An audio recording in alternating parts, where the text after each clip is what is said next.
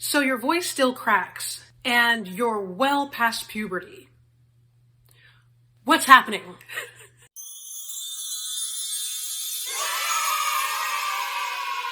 Lately, I've been getting a lot of comments about voice cracking, and funny enough, a lot of the comments and questions I'm getting are from adults, which might be surprising, but it's very common. So then I go to R Singing in Reddit to see if there are other people asking about voice cracking, and my goodness. So across the board, young and old, a lot of people are wondering, why is my voice cracking, even when I'm just speaking? So today I'm gonna make it simple, like I tend to do. I'm gonna give you 3 causes that are the main causes I often see, and then 3 fixes for those causes. Now, this is not an exhaustive list by any means, but these are the main culprits I usually find when I'm talking to singers or speakers about voice cracking. Hello, I'm Onyi, and I've been teaching private voice for a little over 18 years. The first cause I want to hit is one that's kind of obvious and the one we all think of, which is hormones or the endocrine system. Your voice is made of living tissue, and tissue is affected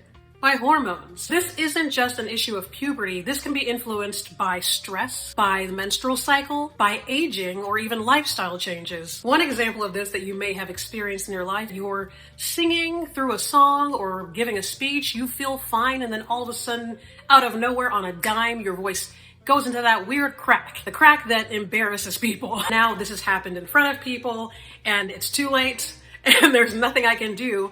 And now I also don't know if it's gonna happen again. So the thing is, when your hormones are shifting like that, it changes your vocal instrument just slightly, but that slight change means that you have to also adjust your coordination when you're singing or speaking. And so when that happens and you're not aware it's happening, you don't know to start making those adjustments. You'll speak like you usually do, you'll sing like you usually do, and then your voice will tell you, sorry, we're not like that anymore. Today, we're this now. So what's the fix? If your hormones are gonna do what they're gonna do, we can't actually stop the hormones. So then what do I do? Well, basically, and you can probably guess this, you just want to make sure that you already have really great technique. Make sure your technique is solid so that when you have to make those slight adjustments as you realize my voice is changing in real time, you can actually go to your toolbox of technique and start implementing those things to make up for what's not happening right now or what's not happening as easily right now. For women, I can speak to the fact that if you're dealing with PMS and the menstrual cycle, oftentimes you'll lose a whole chunk of your head voice. If you're not aware of that, then you're going to go for those notes the way you would when you're healthy. And they're not in their healthiest place, so you have to now adjust when it comes to breath energy, when it comes to placement, when it comes to all the basics of technique to be able to make sure that you're able to stabilize your voice as much as possible, considering it's technically incredibly unstable right now. Another thing that can help is not overreacting when you realize this is happening. Oftentimes, if your voice cracks in the middle of like a performance or in front of people during a speech, the first thing we're gonna do is get nervous, get embarrassed, get flustered, all those things. And so now we're kicking in the nervous system. Now we're dealing with fight or flight along with the hormonal issues, which is just gonna exacerbate the whole thing. So the best thing we can do is to not overreact, recognize what's happening, and then start adjusting using that really great and already prepared technique. Now, all that said, if this issue you're having with your voice is consistent, it has not gone away for a long period of time, it seems to be getting worse or extreme, it's really important that you go seek medical professional advice just in case. That can be a sign of something far more serious. The more stable your technique is, the less dramatic these cracks will be when they happen, and when they do happen, because they'll happen, it'll be a lot less terrifying because you'll actually understand what is happening and have a plan of action to deal with it. And now, for a cause that's a little bit lighter, breath.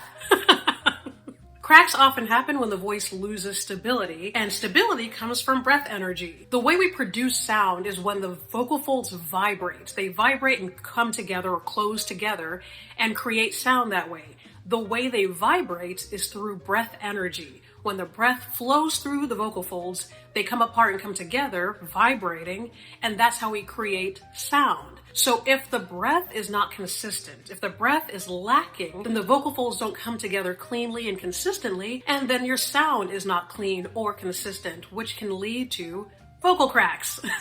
Think of when you're talking for a long time and suddenly near the ends of your phrases, your voice cracks, maybe over and over again. Usually that's a sign that you're not using enough breath energy anymore, and so by the end of the phrase, you're losing that sound. You had the breath at the beginning, but by the end of the phrase, it's petered out, and so does your voice. Or for instance, if you're going for a big note and you kind of forget to take that breath you need to take. Let's say you're a beltress, and instead of it belting out, it flips on you and goes into head voice or some other voice altogether. That will often happen because there's not enough breath energy to support the folds to be able to give you the sound you're aiming for. So it's really about coordinating the breath energy, really managing your breath. And how do we fix this?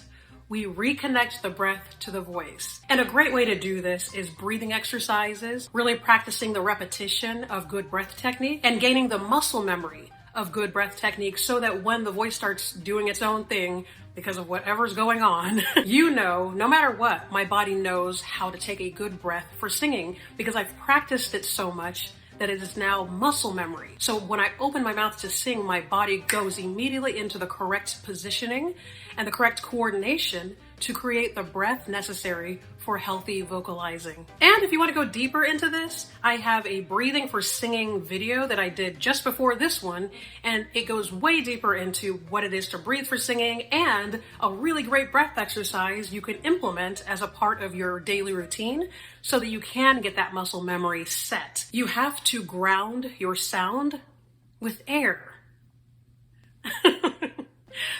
When I wrote that in my script, I thought, okay, the kids are going to think that this was ChatGPT. But I came up with that. I actually came up with that because I think in phrases like that. It is so weird and I know corny, but that's the way I think of things. So when I thought of it, I was like, oh, bars. It's so good. Yes, you have to ground your sound with air. I'm so clever. And cause number 3, underwarm or overwarm. So these are essentially two sides of the same coin. On the underwarm side of things, when you're not warm enough, when you're jumping into singing or even speaking cold, you're gonna have less consistency, less stability. And if you're overwarm, that's usually fatigue. That means your voice is tired, it's beyond warm, it's done. And you're also gonna have a lack of consistency, a lack of stability. And that lack can turn into cracking. So an example of being underwarm is you start singing from a cold place and you can't get your voice to do anything you are asking it to do. It is all over the place. Not just cracking, but flipping and doing all kinds of things.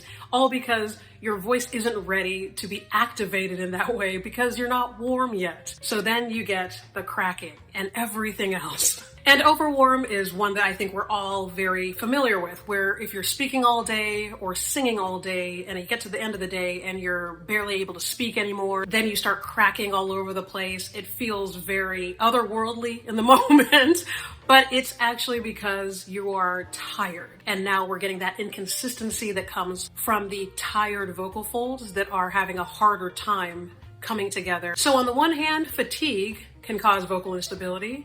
And on the other hand, not being prepared to sing or being underwarm can also cause vocal instability, and both can cause cracks. So what's the fix?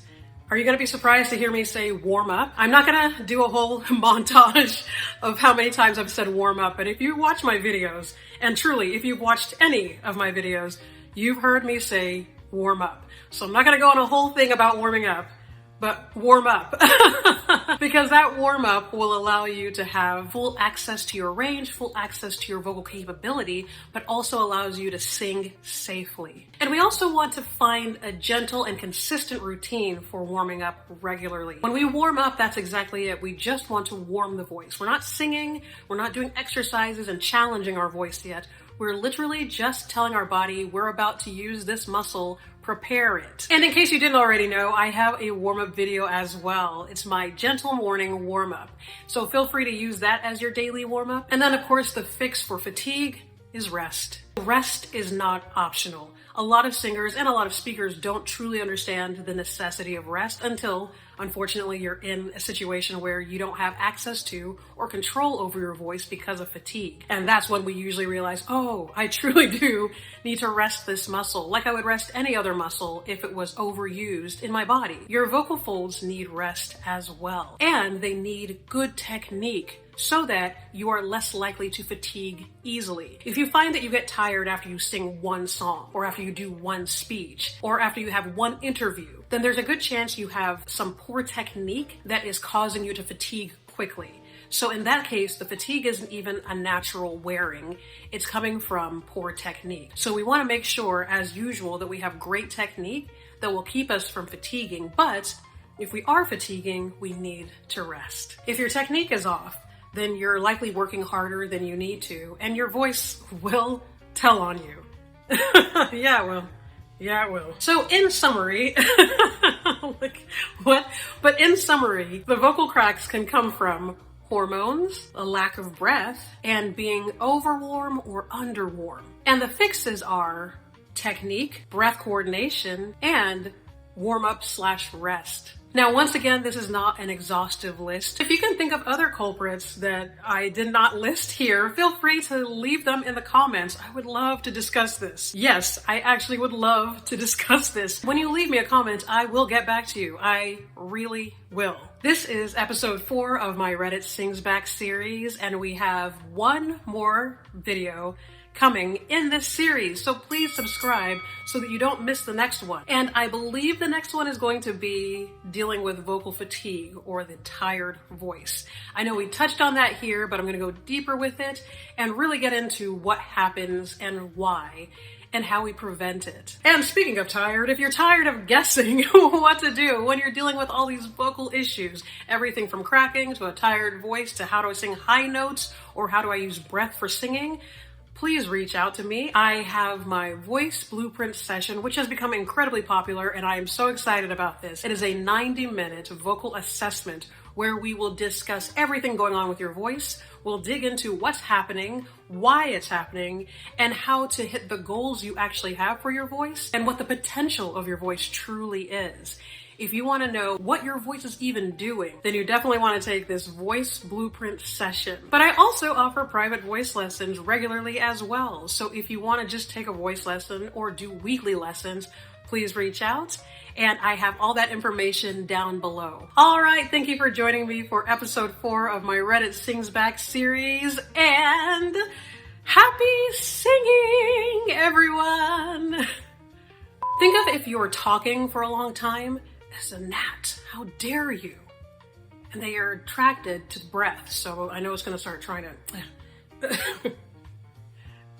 Mic check. Okay, making sure this is still... It's so quiet looking on here that I'm now concerned. Dude! Yeah, well... We'll see how this goes. I almost want to stop and listen, but it's still going. Okay, it's fine. We're gonna be fine. It's gonna be fine.